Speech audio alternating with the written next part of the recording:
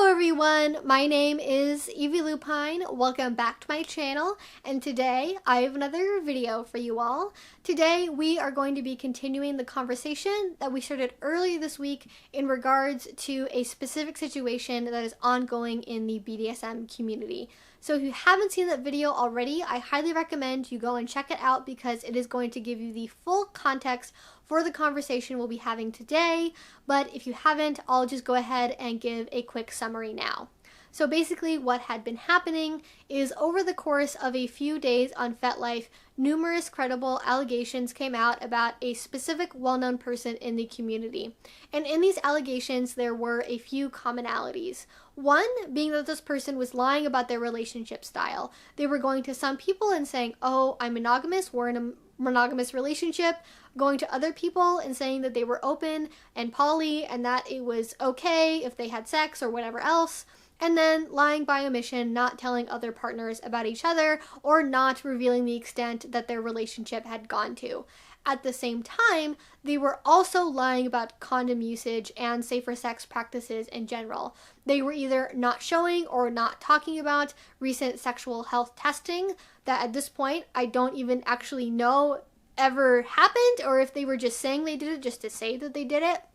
They were convincing people to not use condoms with them while engaging in sexual activities, either because the person thought that they were in a monogamous relationship or because of other reasons that they were told that it wasn't a big deal, or in general, they were just convinced through some means that not wearing a condom was important and okay because I've been tested, I don't have anything wrong with me, blah, blah, blah, blah, blah, and so on and so forth. And while I think that it is important to talk about this situation just for itself, I think it is important to acknowledge that we should expect better behavior from our community leaders because this person was very involved in their local community, ran their own munch, so on and so forth. I think it is important to talk about lying and cheating and how this behavior is not acceptable from anybody in the BDSM community because it is something that maybe indicates a willingness to manipulate and lie in other areas in BDSM play, not only just in relationships, and just in general, talking about these sort of situations, how we can avoid getting into them, all of that sort of stuff. But I think what is more important is not just talking about the situation itself, but the reaction to the situation. Because I really firmly believe if we want to see significant change in the world of BDSM, if we want this to be a safer, healthier community for everybody involved, it is important that we just talk about these things. We don't just sweep them under the rug. We don't pretend like they don't happen. And so sometimes that means having uncomfortable conversations and looking at how people react to these things. As I mentioned in my previous video, most people were very supportive, but there were a few people that seemed to have a little bit of a different take on things. You had some people, like, again, as I addressed in my previous video, that seemed to not think that this was a big deal, that it was just cheating, that it's a vanilla problem, it's not as bad as somebody, say, ignoring a safe word, and so why are we even talking about this? Everybody makes mistakes. This was just a mistake, you know, as opposed to like a pathological behavior pattern, which it clearly was. Clearly this person was choosing to behave in the way that they were time and time and time again, not merely a one-time oopsie little mistake. Although that in and of itself is obviously a whole other conversation, which is what the last video was about. And then you had people who were looking at the situation and going, oh, well, I interacted with this person and I knew right away that they were bad news and me and my submissive never talked to them again. And obviously, if you want to participate in the BDSM community, you need to be able to have that kind of intuition. And not only saying that, but also going a step farther and looking at these stories that these people were saying and going, oh, well, you mean, you have a mental illness, so you shouldn't even be participating in BDSM at all because clearly it's not safe for you and you're going to fall into these kind of traps and you're basically just fodder for manipulators, and so obviously you need to stay away from the world of BDSM. And whew, that is a take. And I am not specifically quoting any one person here because there were multiple people who had similar reactions across all of these different posts. And Fetlife has kind of weird rules about when you can name names, and obviously sharing screenshots from Fetlife is kind of, to me at least, a little bit of a dangerous boundary to break because it is a members only website, and Yeah, so if you want to look up this information, you certainly can, but I'm not going to be sharing anything because I don't want to get in trouble with Fetlife, but hopefully you can take my word for it that that is generally a reaction that people would have, is blaming it on somebody's mental illness and then expecting people who, for the most part, were oftentimes very new to the community to just have an intuition when somebody was bad or not and that they shouldn't play with them. So I'm going to address the intuition aspect first because I think this is a little bit easier to talk about than mental health, so we're just going to start there. When it comes to intuition and being able to tell if somebody is a good person or a bad person or not, it's not as simple as just looking at somebody and going, oh yeah, this person gives me bad vibes and clearly everything they do and say is bad and I should never be around them at all. It's not normally that easy. Intuition is informed by experience. If you do not have experience with a certain kind of person or with a certain situation, your intuition is not going to be as strong as somebody else who has been in situations that they can compare that to. So, for example, if you are a brand new person to BDSM who has never been to a munch before, who has never been another dominant before, it's going to be very difficult for your brain to accurately register when something is normal behavior and when it should be suspect, because you don't have anything else to compare it to. You haven't experienced this before. What are we going to do? Say no new people should be in BDSM because they don't know better yet? Like, isn't that the whole point of having a community, is being able to help new people navigate these new waters, figure out what's normal and what's not? And because this person was in a situation of power where they were running their own munches, they were funneling new people into their events, they were saying and doing all the right things, which I outlined in detail in the first video. They were doing and saying all the right things, and so somebody who is new in a situation with a type of person interacting in a way that they've never experienced before, they're going to look at that, and even if their brain has a little bit of an, oh, I don't know about this situation, if the person is saying and acting like they know the right things to do, it is so easy for your brain to go, oh, it's not a big deal. Oh, I shouldn't worry about that. Oh, it's just because I haven't done this before, I'm just nervous. And it is so easy because we're taught to do that. We are taught to ignore those feelings and push them down. And it is unfair, I think, to expect that everybody all the time in every situation is going to perfectly listen to their gut instinct and always know that it's right, because sometimes gut instinct is also wrong. It might be reading the wrong things about somebody. Like, I know I've definitely had situations where I have read somebody completely differently at first than my further interactions with them have led me to believe that they are, both for good and for bad. I've had initial bad impressions of somebody that have turned out to be wrong. I have had initially good impressions of somebody that have turned out to be wrong. So I think just going, oh, well, you should just be able to rely on your intuition, and if you don't have that, you shouldn't be participating in BDSM.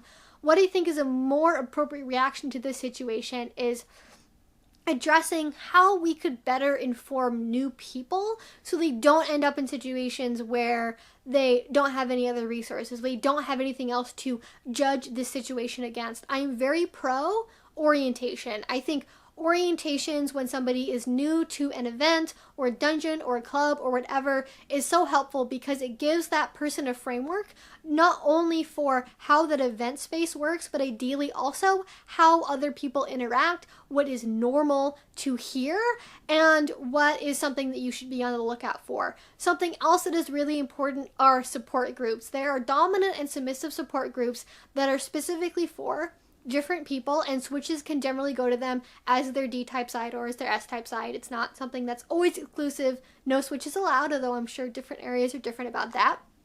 And you can go and say, hey, I had this interaction with this dominant. Is this normal? I had this interaction with this slave. Is this normal? And being able to have a situation where you can go and you can talk to other people and say, hey, is this okay or not? But what ends up happening is because these people, at least in this situation, were under the impression this person was a community leader, everyone that they would talk to kind of just by secondhand assumed that this person was good and knew what they were talking about. Oh yeah, I know so and so. He runs a local munch. They're a good person. Oh, I know her. She hosts that one event and she does the orientation. She's a good person. You know, that sort of language where we just assume that because somebody is well known in the community that they must be a good person, even if we haven't had direct experiences with that person in a way that might have informed us differently about their behavior. And so because we have a system where reputation oftentimes precedes people, it is very easy for people, oh no, I know I'm supposed to vet people. I vetted them. Everyone says that they're great, and if they host local things, they're talking about negotiation practices, they're talking about safe words, you know, everything seems good here. You can still end up in a situation where you are potentially end up going to be manipulated by somebody in power because everyone around you is telling you that they're okay, and everything that they're saying and doing is telling you that they're okay, and then it turns out that they're not really okay. And so while some people have a very naturally strong sense of intuition and they can tell right away this is a good person, this is a bad person, not everybody has that. Not everybody has developed that yet. Not everybody relates to their body in that way. And I think it's very unfair and arbitrary to expect that everybody in the BDSM community is going to have that. Because also, it's a flawed system. Like I've mentioned before, intuition isn't perfect. And maybe that person initially, if this was a different situation, could have read that completely wrong, and maybe they assumed that person was bad when they really weren't. Maybe they just didn't like how their hair was cut, or their tie seemed too angry or too bold or something, and that caused them to create mental associations with past experiences that led them to infer something about this person's personality that really was or wasn't there. So that is the intuition problem. While I think it is important that we do talk about situations in terms of body language and subtle verbal language use that maybe not everybody knows about in order to help people kind of understand normal situations versus ones that are maybe too aggressive or are maybe indicators of potentially manipulative behavior, it's unfair to expect that every single new person is going to have that skill set, especially when we are not giving them the tools in the community to have that skill set in the first place. So I think the blame is just kind of totally misdirected here. Like, yeah, you were able maybe to find out that this person was bad, but then why didn't you say anything? Like, if you had a situation where somebody who was really popular, well-known in the community, was giving you super bad vibes and you had a way to verbalize, these are the reasons why I feel this way, talk to people in the community about it. Like, if anything, if you have a really, really awful gut feeling about somebody, talk to people about it. Like, go to the DMs at a party, like, hey, I don't really like the way that that one person is interacting with this other person. Could you maybe go in and check on them? You know, so on and so forth. Like, going into something where it, like, I really think it's important for people who do have these reactions to not blame the people who were manipulated for being manipulated because they didn't know better, but rather encouraging people who notice the bad behavior, who notice the subtle signs, who have that gut reaction to then go out and say, hey, I had this feeling about this person. Has anybody had any bad experiences with them? Hey, I don't like how this person is interacting with this other person. Can we go and check up on them? You know, just something, just doing something. But sitting there and doing nothing and then blaming the people who get manipulated because they didn't have as much sense as you is just absolutely mind-blowing to me. Alright, so my camera battery died and I didn't even have the opportunity to rant about mental health yet. So let's go ahead and go there. So generally on my channel, I am not somebody who feels comfortable giving mental health advice. I am not a professional. I am not trained in this field. If you have mental health related questions, please do not ask me. I am not an expert. I am just a human on this planet who has their own experiences, who has empathy for the people in her life who deal with mental health issues. And so if you do have questions about things like self-harm versus BDSM, or how do you deal with BPD and BDSM, I am not the person. I am not trying to give mental health advice here. What I am trying to do is have conversations that discuss mental health in a respectful way for the people who have mental health issues, because our community has a little bit of an ableism problem. I'm just going to go ahead and call a spade there and say, yeah, we've got a little bit of an ableism problem. There are a lot of people who truly and deeply believe that if you have a mental health issue, you should not be allowed to participate in BDSM. And that is what people in this situation were going towards. Not only were they blaming people for not having enough magical intuition power, but they were also blaming people and going, oh, well, you have a mental health issue, so clearly you shouldn't be participating in the community because that means you can't be a safe player. You can't give informed consent. You don't know the difference between abuse and non-abuse relationships. And so clearly this is all too dangerous for you. You need to just sit down, sweetie. I have a lot of problems with this, and I'm going to try my best to not just scream into the camera, but I do have a lot of feelings about it, and I think this is just a completely wrong-headed move. It treats mental health as one giant monolith where a person who has a mental illness, vague term, is the same as anybody else who has a mental health issue or any other kind of mental illness. That is simply not the case. Mental health issues come in many different types of shapes and sizes. Somebody living with untreated schizophrenia is going to have a very different experience than somebody with a eating disorder, a gambling disorder, somebody with anxiety, somebody with depression. They are all very different from each other. While some of them are obviously comorbid, they are not something where you can just say everybody, no matter what kind of mental health issue they have, no matter how they've treated it, no matter if they're doing therapy, medication, anything else to help, doesn't matter. All of it's bad. None of them should be doing BDSM. It's too risky, and it seems like it's too dangerous because I clearly know better because I'm over here being an armchair psychologist.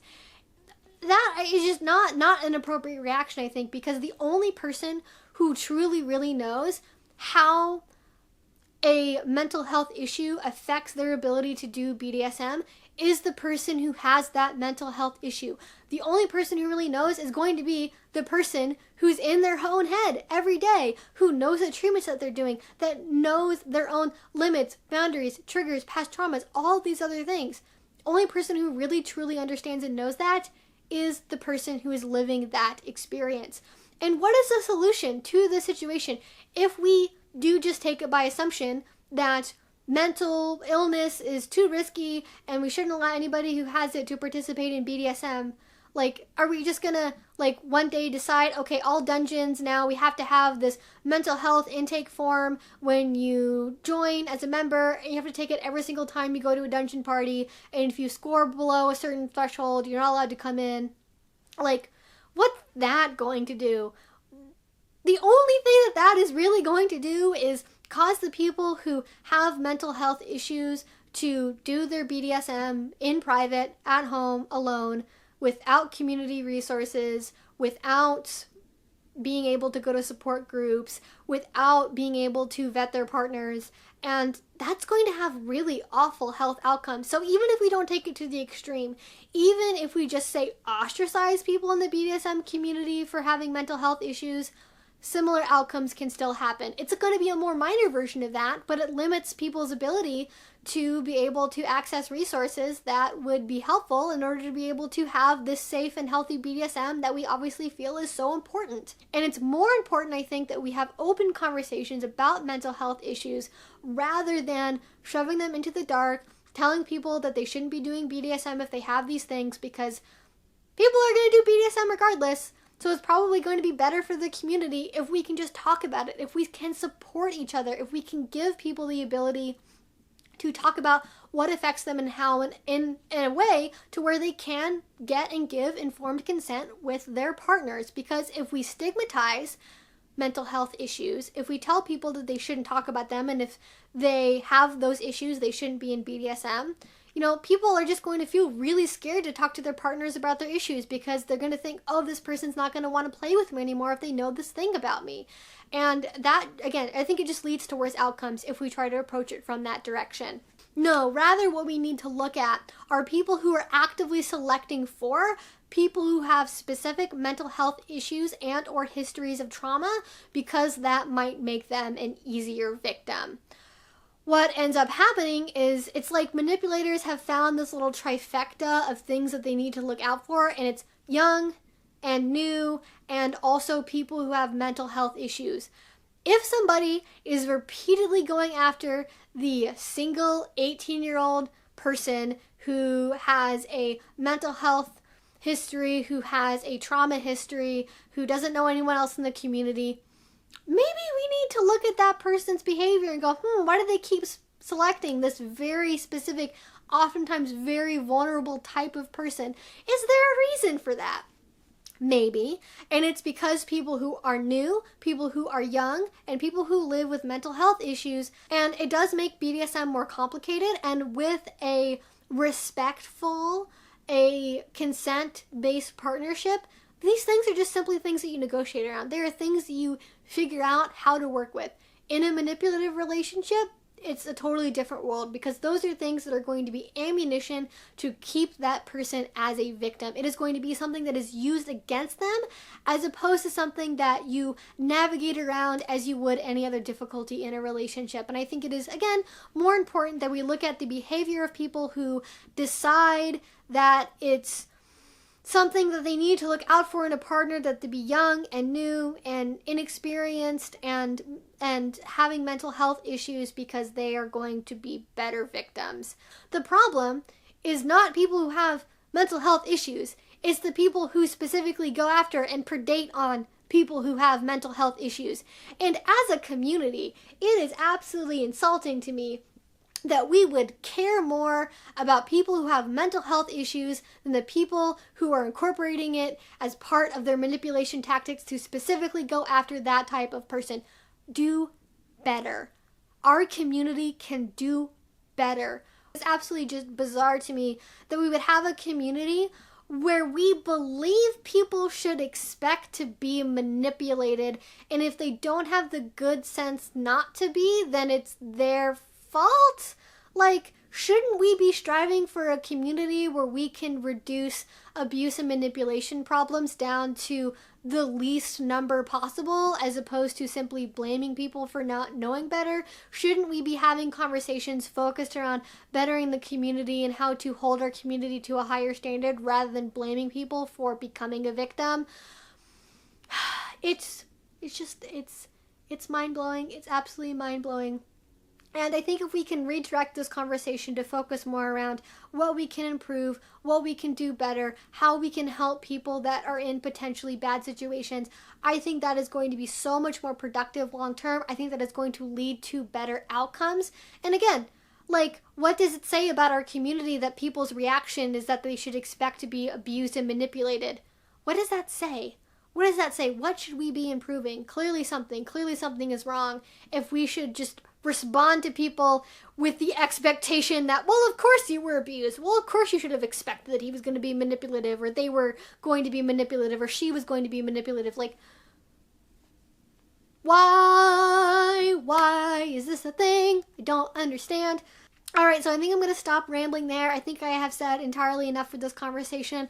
I would like at some point to have a little bit more of a structured conversation around mental health and BDSM. So if you guys have thoughts about that, please let me know. Again, this was kind of more just like a thought experiment, rambly, unscripted, my opinion sort of thing. So I certainly will at some point, I think, dive into some of these issues in a more concrete, more scripted, more thought out way. Again, particularly dealing with mental health, because I do think that is a really big issue, not only for my local community, but for a lot of you guys online. So yeah, I think that's kind of where I want to end things today. I would love to know what you guys think about this situation. What is your opinion? What do you think we as a community could do better in terms of our reaction, in terms of how we build community? I would love to hear your thoughts. You can leave that down in the comment section below, as well as anything else you'd like to share. If you like this video, if you want to see more from me, please subscribe. I make videos twice a week. And finally, if you really like this video, if you want to support this channel, the best way you can do that is through Patreon.